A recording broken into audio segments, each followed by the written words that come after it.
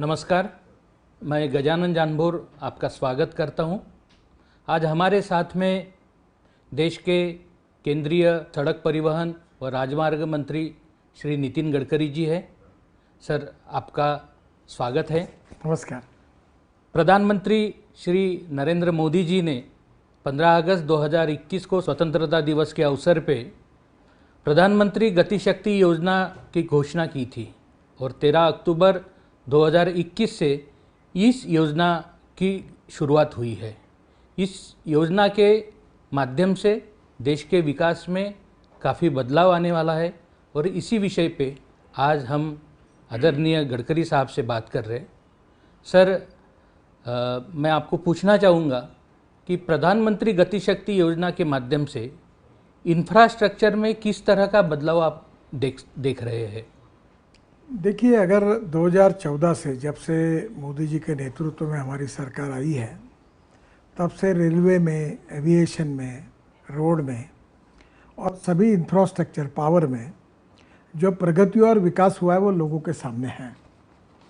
अब इसमें coordination, cooperation और विशेष रूप से अलग अलग डिपार्टमेंट साइलों में काम करते हैं, तो एक दूसरे के समन्वय से इंटीग्रेटेड अप्रोच में हम काम करें। जैसे अभी रोड बन रहा है तो ऑप्टिक फाइबर केबल वाले कभी काम नहीं कर रहे हैं, फिर रोड बनने के बाद ऑप्टिक फाइबर केबल वाले खोदना शुरू करते हैं, फिर उनका खोदना ख़त्म होता है तो फिर पावर वाले आते हैं।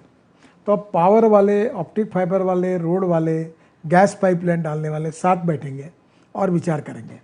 जैसे एक जगह टनल बन रही है, तो टनल बन रही तो वहाँ रेलवे की भी टनल बन सकती है, रोड की भी बन सकती है। पर जब रेलवे वाले काम करते तब रोड वाले नहीं करते, रोड वाले करते तब रेलवे नहीं करती, और दोनों के खर्चे डबल हो जाते हैं।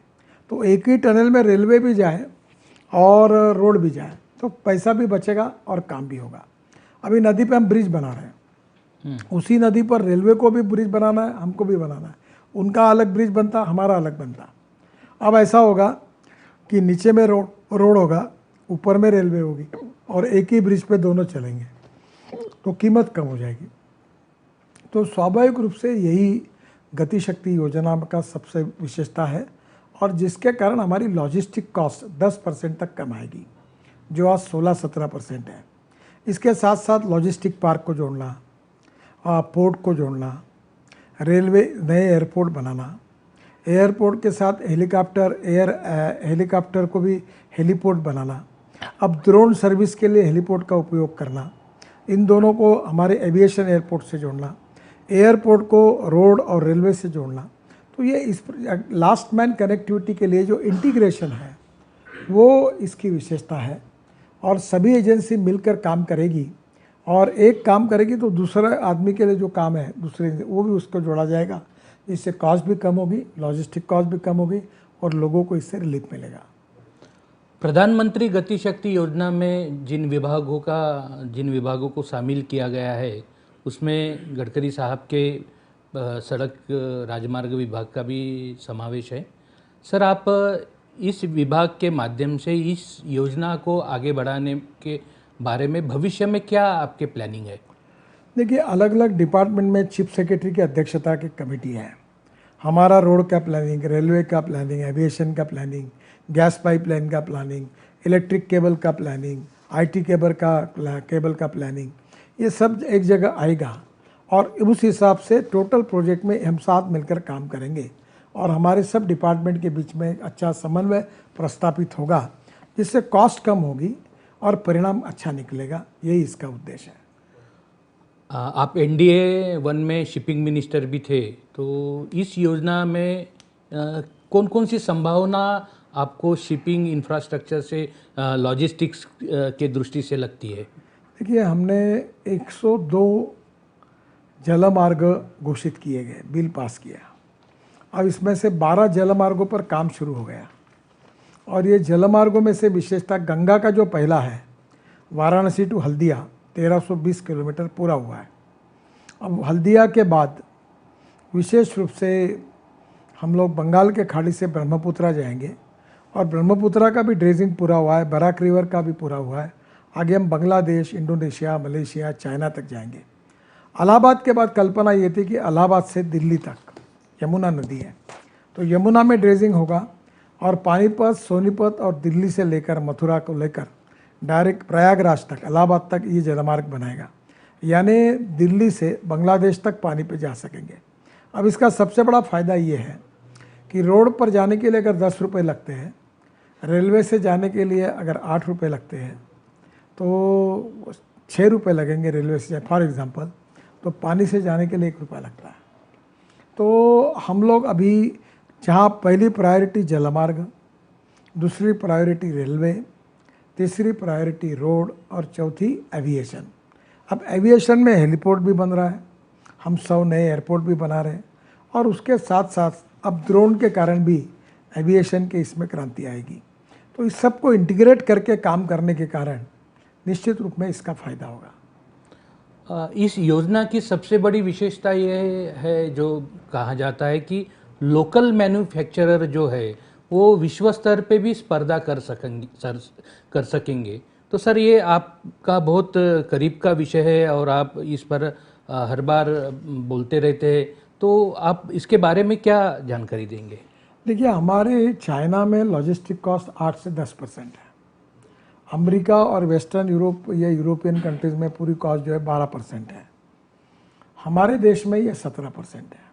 तो हम एक्सपोर्ट मार्केट में कॉम्पिटिटिव नहीं बनते हैं। तो हमारी लॉजिस्टिक कॉस्ट अगर 7 से 8% कम करके अगर हम 10% पे आएंगे तो दुनिया के मार्केट में हम कॉम्पिटिटिव बनेंगे, हमारा एक्सपोर्ट बढ़ेगा, हमारी इंडस्ट्री बढ़ेगी, हमारे देश में रोजगार बढ़ेंगे और आत्मनिर्भर भारत का सपना पूरा होगा। तो यही संकल्पना इसके पीछे है।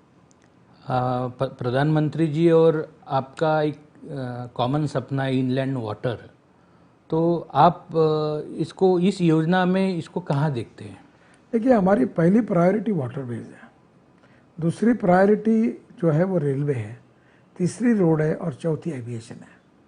और ये वाटरवेज है ना बहुत ही सस्ता है और इसलिए हम जलमार्ग को विकसित कर रहे हैं और निश्चित रूप से आने वाले समय में जलमार्ग विकसित होंगे और जिसके कारण हमारे देश में काफ़ी बड़ा रिवोल्यूशन आएगा। इधर हम इलेक्ट्रिक पर चलने वाली बसेस, कार ला रहे हैं, उधर जलमार्ग पर हम लोग डीजल के बजाय bio CNG, LNG, methanol use करेंगे, उससे कॉस्ट कम आएगी। और एक बात ज़रूर है कि अब हमको import substitute, cost effective, pollution free और इंडिजिनस, अब हम लोग अभी 8 लाख करोड़ का पेट्रोल डीजल इंपोर्ट कर रहे हैं और 5 साल के बाद ये 25 लाख करोड़ का होगा। तो देश में पोल्यूशन कितना होगा? और इसलिए हम चाहते हैं कि हमारे देश का फ्यूल हम तैयार करें, हमारे देश का ट्रांसपोर्ट हम तय करें और पब्लिक ट्रांसपोर्ट को प्रायोरिटी दें, जलमार्गों को प्रायोरिटी दें और स्वाभाविक रूप से नए नए ग्रीन एक्सप्रेस हाईवे बना रहे। जैसे भी दिल्ली से मुंबई जाने के लिए 40 घंटे लगते थे, अब दिल्ली से मुंबई जाने के लिए 12 घंटे में होगा और ट्रक जो है 20 घंटे में जाएगा, क्योंकि डायरेक्ट हमने एक्सिस रोड बना दिया, एक्सिस कंट्रोल। तो ये जो 26 ग्रीन एक्सप्रेस हाईवे बना रहे हैं उसके कारण निश्चित रूप से कनेक्टिविटी आसान हो जाएगी, कॉस्ट कम होगी, पेट्रोल डीजल कम लगेगा, प्रदूषण कम होगा और कीमत कम होने के कारण इंटरनेशनल मार्केट में हम कॉम्पिटिटिव बनेंगे। NDA 1 से लेके आज तक मेट्रो का जो पूरे देश में जाल बिछाया गया है वो लगभग 700 किलोमीटर अभी मेट्रो है और आगे 1000 किलोमीटर का टारगेट है। प्रधानमंत्री गति शक्ति योजना में इस मेट्रो का भविष्य और साथ में सड़क के साथ में बिजली का महत्व, इसके बारे में आप कहाँ देखते हैं? देखिए, अभी हमारी मेट्रो 700 किलोमीटर बनी है, 1000 किलोमीटर और बनने वाली है, बहुत ही बड़ा काम है। बिजली में हमारे देश में अब 38% ग्रीन पावर है और इसमें सोलर पावर है। अब हम ये बढ़ाकर 60% करेंगे तो प्रदूषण कम होगा, क्योंकि कोयले से जो पावर तैयार करते हैं उससे प्रदूषण बढ़ता है। तो सोलर की पावर बढ़ाकर हम अपनी पावर की ज़रूरत को पूरा करेंगे। ये भी एक बड़ा रिवोल्यूशन है और हमारी प्रधानमंत्री की योजना में ये जो हमारी यहाँ इसको प्रायोरिटी मिली है, इससे भारत को हम लोग 2030 तक जो पेरिस में क्लाइमेट इसके ऊपर हमने जो अकॉर्ड किया है उसके आधार पर प्रदूषण के बारे में जो इंटरनेशनल बेंचमार्क है वो पूरे करने की हम कोशिश कर रहे हैं। उसमें निश्चित रूप से हम यशस्वी होंगे, ये मेरा विश्वास है। एक आखिरी सवाल सर आपसे कि ये बहुत ही महत्वाकांक्षी योजना है। 100 लाख करोड़ का बजट इस प्रधानमंत्री गति शक्ति योजना में दिया गया है और जीडीपी में तो बढ़ावा आएगा, लेकिन साथ में देश में बड़े पैमाने में रोजगार बढ़ेगा। तो देश के युवाओं को भी ये उनके भविष्य के लिए भी एक बहुत बड़ी उपलब्धि है। तो देश के युवाओं को आगे बढ़ाने के लिए और रोजगार का और जीडीपी बढ़ाने के लिए आप इस योजना के बारे में क्या बताएंगे? देखिए, बहुत सिंपल बात है। हमारे देश के विकास के 3 इम्पॉर्टेंट सेक्टर्स हैं। पहला इंडस्ट्री, एग्रीकल्चर और विशेष रूप से हमारा सर्विस सेक्टर। हमारे टोटल जीडीपी में 52 से 54% कॉन्ट्रीब्यूशन सर्विस सेक्टर का है, 22 से 24% मैन्युफैक्चरिंग सेक्टर का है और करीब 8 से 12% एग्रीकल्चर एंड अलाइड सेक्टर का है। अभी हम लॉजिस्टिक पार्क बना रहे हैं, हमारी लॉजिस्टिक कॉस्ट कम होगी, हमारा एक्सपोर्ट बढ़ेगा और एक्सपोर्ट एग्रीकल्चर का भी बढ़ेगा, फिशिंग का बढ़ेगा। हम इस 7 लाख करोड़ की ब्लू इकोनॉमी बनाने जा रहे हैं। तो ओवरऑल इन सब सुविधाओं के कारण हमारे यहाँ इन्वेस्टमेंट आएगी, एक्सपोर्ट बढ़ेगा और एक प्रकार से नए रोजगार का निर्माण होगा और रोजगार निर्माण करने से देश सुखी, समृद्ध, संपन्न बनेगा।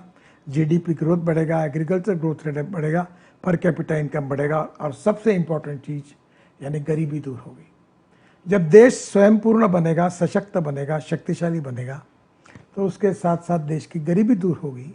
इसी भावना से देश को आत्मनिर्भर भारत, दुनिया के नंबर 1 की महाशक्ति बनाना, यही प्रधानमंत्री मोदी जी का उद्देश्य है और उसी के आधार पर काम कर रहे हैं और उसमें हम कामयाब होंगे, ये मेरा विश्वास है।